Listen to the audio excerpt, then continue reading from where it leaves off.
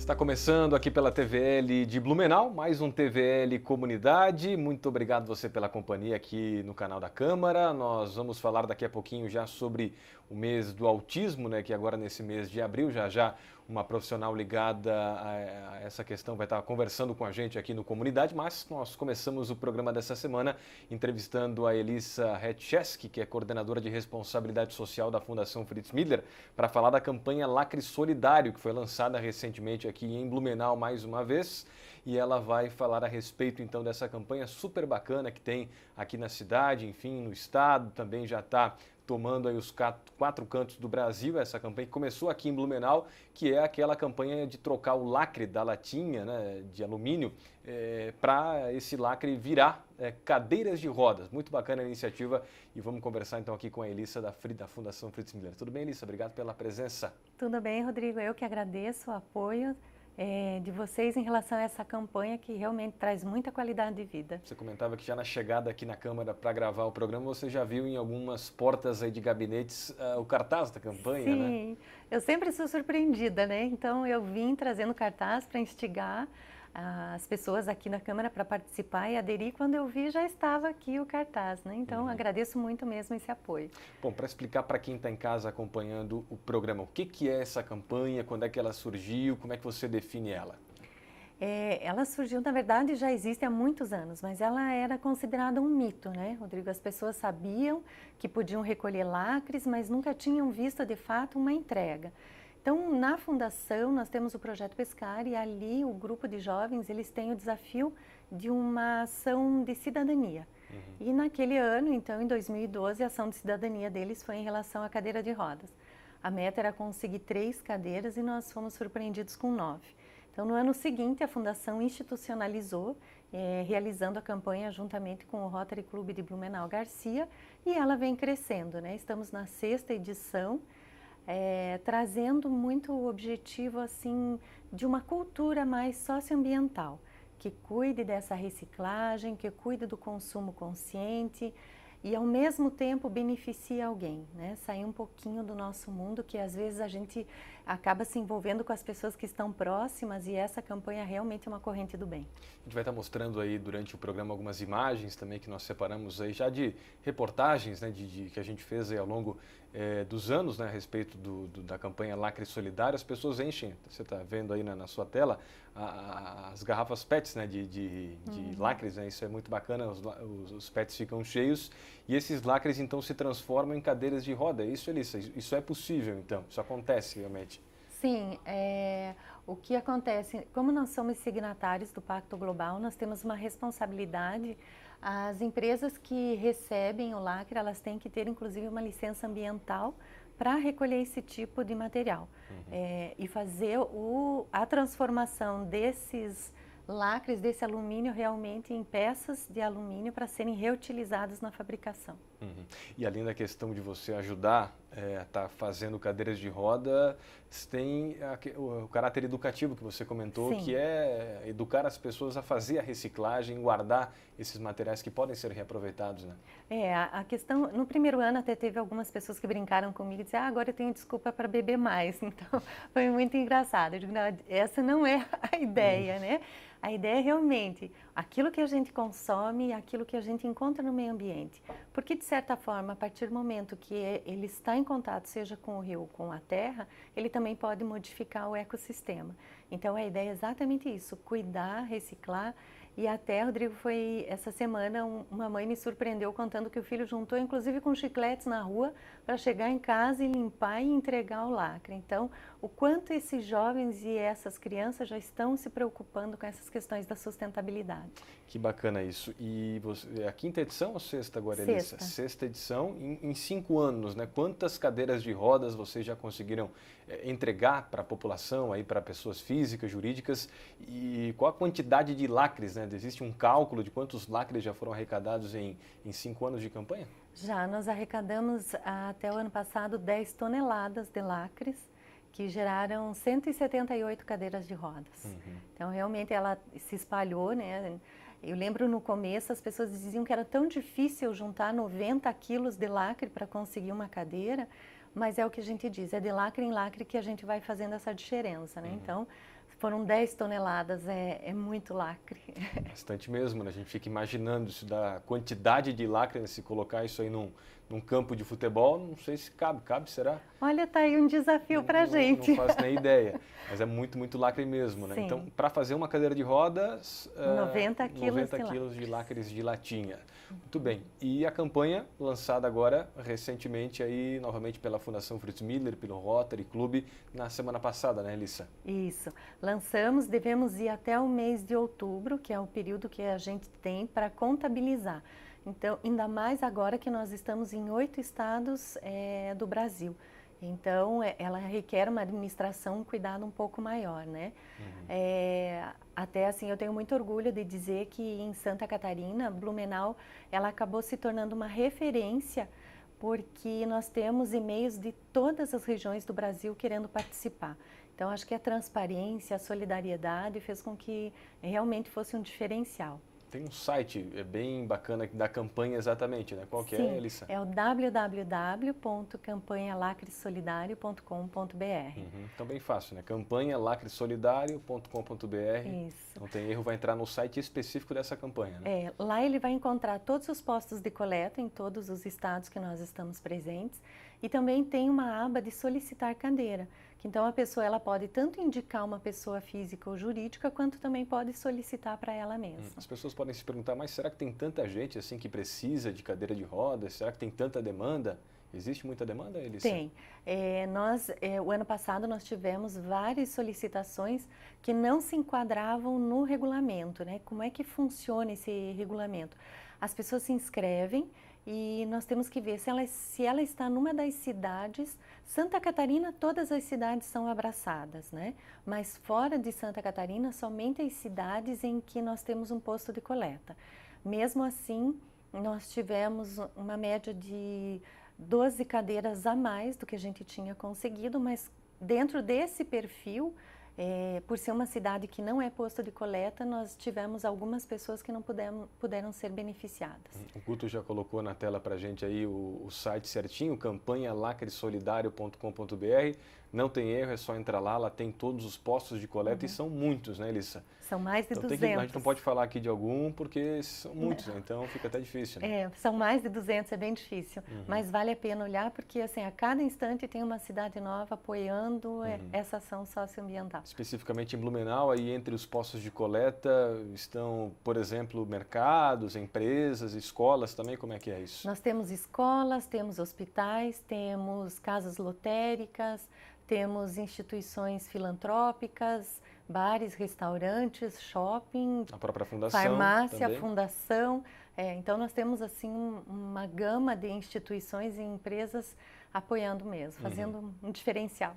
Para esse ano de 2017, o que vocês esperam dessa campanha Lacre Solidário, que até estou vendo ali o cartaz, ajude a transformar solidariedade em liberdade. Em liberdade, que é a questão da cadeira de rodas, né? Qual é a expectativa para esse ano, Elissa?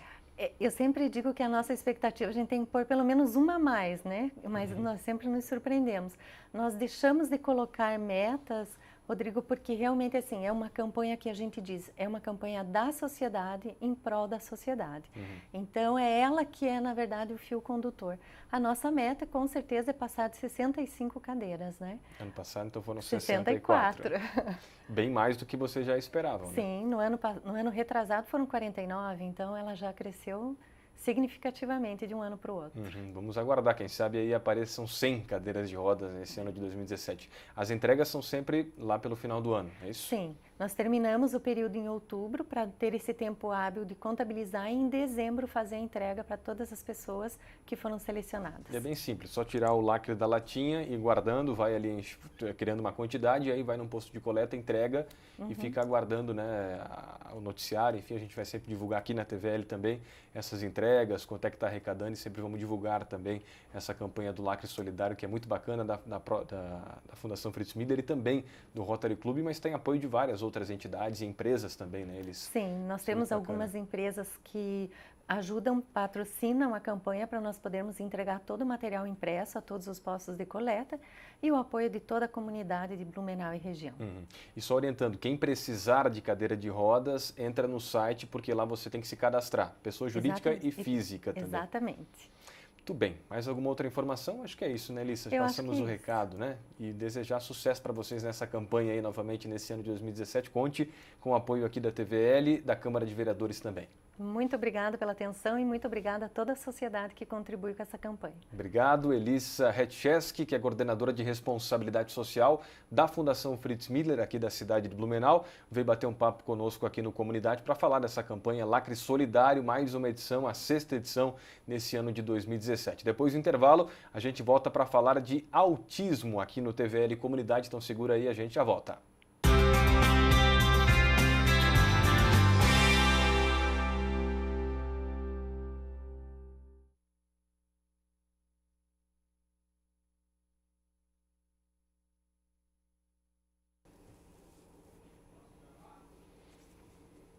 Tu pegou o nome certinho dela, né?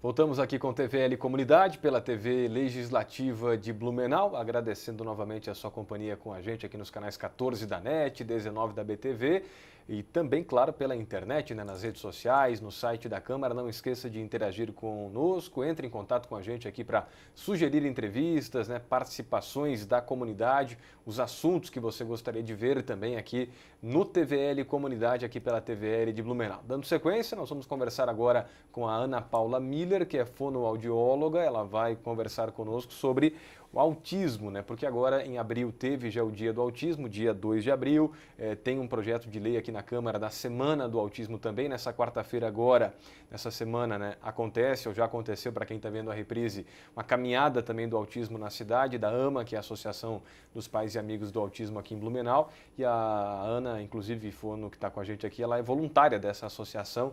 Então, por isso, nós convidamos ela para participar aqui do programa. Tudo bem, Ana? Tudo bem, Rodrigo. Obrigado pela presença aqui com a gente. Eu que agradeço. Vamos falar de autismo, então, um tema que se tornou um pouco mais popular de um tempo para cá, né? Mas até um certo tempo aí poucas pessoas sabiam, mas ainda há muita desinformação a respeito do tema, né?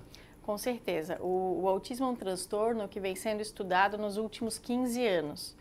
Nos últimos 6, 7 anos que nós temos testes e experiência clínica para fazer um diagnóstico mais precoce. Então, há 10 anos atrás, a gente só faria um diagnóstico numa criança com 7 anos.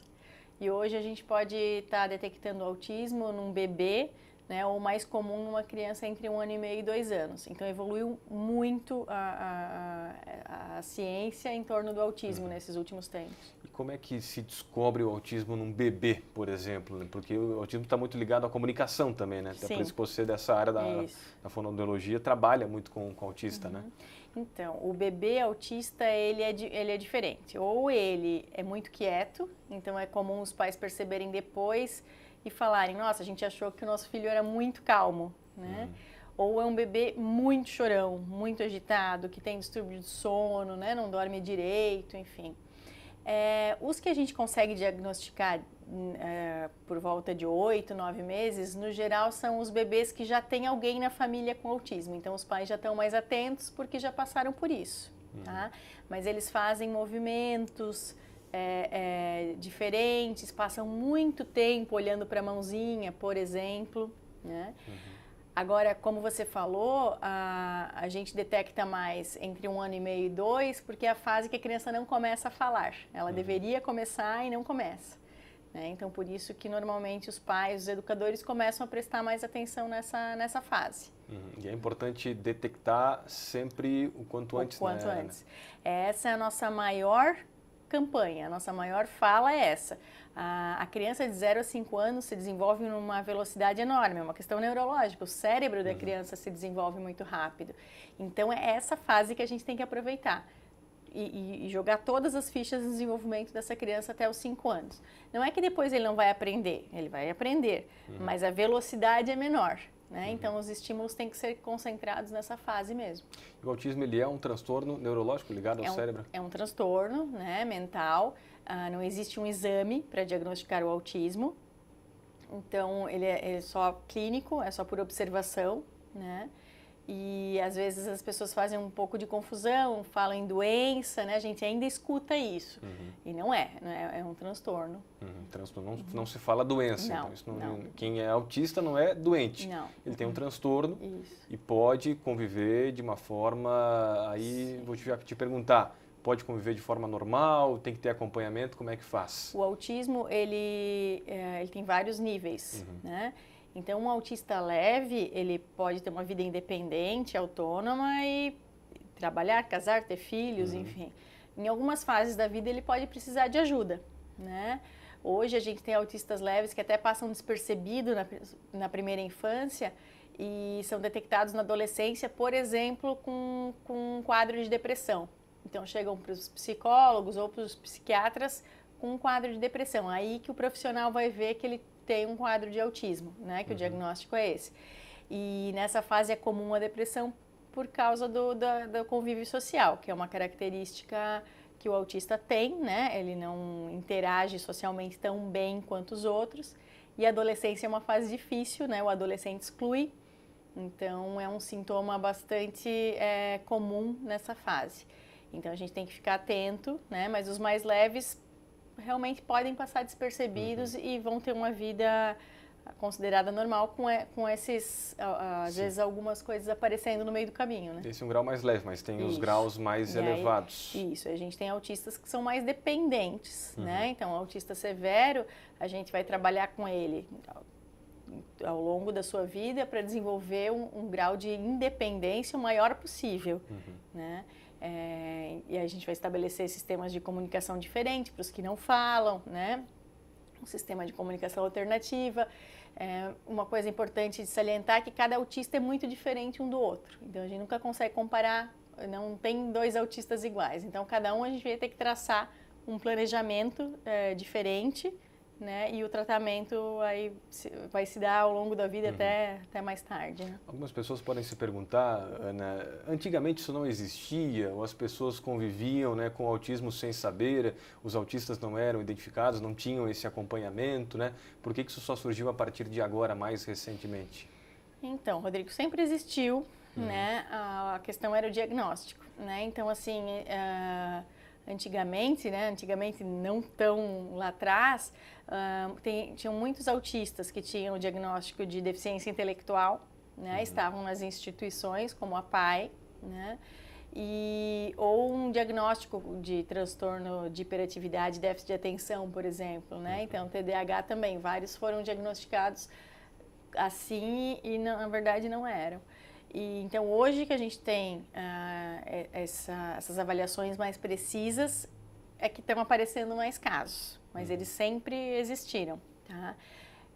Claro, tem aí algumas linhas de pesquisa dizendo que agrotóxico, poluição, conservantes e o nível de estresse podem estar desencadeando mais casos, tá? Mas assim, são pesquisas ainda, nada comprovado.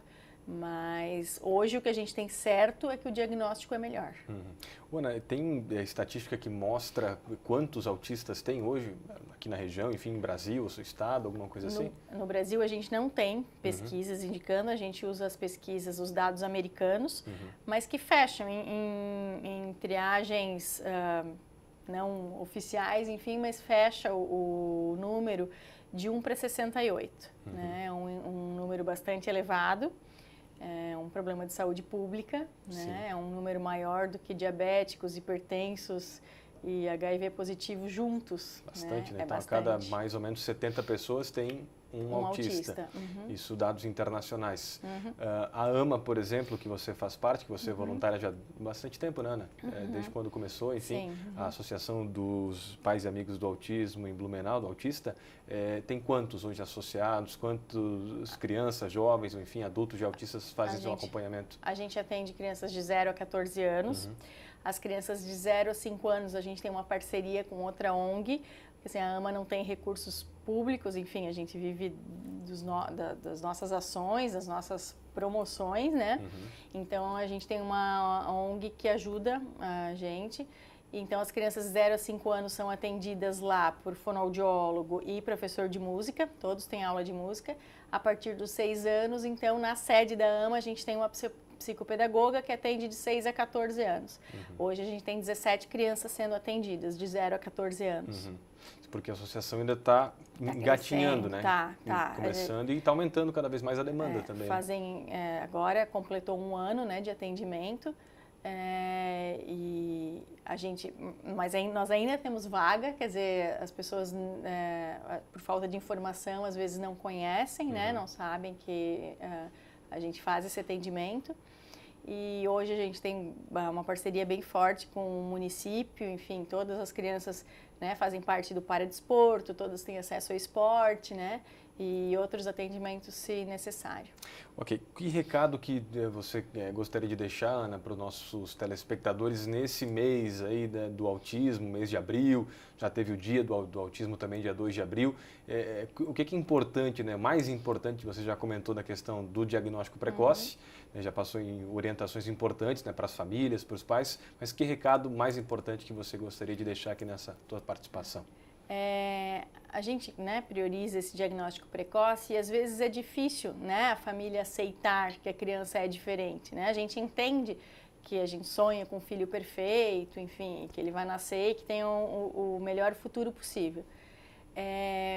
Mas enquanto a família não aceita, mesmo assim procurem ajuda, né? A gente ainda vê às vezes algumas crianças chegando tarde porque a escola alertou, o pediatra alertou, né? Alguém falou que a criança tinha alguma coisa diferente e a família não procura esse diagnóstico. Então, assim, quanto antes, melhor, né? Quanto antes a vida dessa criança vai ser o mais funcional possível, ela vai ter maior independência possível. Acho que isso que as pessoas têm que ter mais consciência hoje. Ok, só para encerrar, Ana, a questão do preconceito existe ainda muito por parte da comunidade, as pessoas também precisam compreender um pouquinho melhor a vida de um autista? Sim, com certeza. Às vezes os pais passam por situações delicadas, né? Quando eles iniciam um tratamento, tudo que a gente quer é que essa criança, esse jovem, tenha um convívio social mais normal possível. E o que a gente pede é para as famílias saírem. Eles têm que ir ao shopping, eles têm que ir ao supermercado, eles têm que ir a um parque, né? E nesses lugares, às vezes acontecem situações delicadas, né? Pelo excesso de estímulo, que é uma dificuldade grande do autista, às vezes ele tem crises, né? E as pessoas julgam, né? As pessoas olham e às vezes comentam, fazem comentários desnecessários, por exemplo, essa criança precisa de castigo, essa criança precisa de educação, né? A criança não se entrosa, né? E assim, às vezes não é uma dificuldade maior e que os pais estão tendo que ensiná-la a lidar com isso. Então, esse julgamento não ajuda em nada no processo de desenvolvimento deles. A gente precisa aprender a lidar com essas situações sem o preconceito, sem o julgamento. Conviver com as diferenças, né? Essa que é a verdade. Isso. E não tem cura ainda para o autismo, não, né? Não tem cura. Né? Hoje, existe aí alguns médicos falando em cura já, mas não é comprovado e o que a gente acredita é que os tratamentos estão tão bons, tão evoluídos, que tem sim crianças que passam fases da vida longas até sem apresentarem sintomas, mas porque estão sendo trabalhados adequadamente. Né? E é um grupo de profissionais que atua, né, nesse trabalho, né? Isso. É um trabalho multidisciplinar. Ok. Ana, muito obrigado pela tua participação aqui. A Ana Paula Miller, ela é fonoaudióloga, ela é voluntária também da AMA, que é a Associação dos Pais e Amigos do Autista aqui de Blumenau. Muito obrigado por ter vindo aqui na TVL. Eu que agradeço. Até uma próxima, tá bom? Até então, obrigado aqui à Fono que participou com a gente, né? Você ficou sabendo um pouquinho mais sobre o autismo, né? Sobre os autistas aqui da cidade, o trabalho que é feito também através dessa entidade, da AMA, mas conhecer um pouquinho mais desse transtorno, né? Para a gente estar bem informado. Falamos antes também no primeiro bloco sobre a campanha Lacre Solidário, da Fundação Fritz Miller, do Rotary, né? Aqui de Blumenau, que já está numa nova edição. Para quem não acompanhou, pode entrar no site aí da Câmara, está ali para você, câmarablu.sc.gov.br, fique à vontade, está na internet, nas redes sociais, para você assistir quando você quiser o TVL Comunidade, que fica por aqui. Muito obrigado pela sua companhia e até uma próxima. Continue aqui na TVL, o canal da comunidade. Tchau, tchau.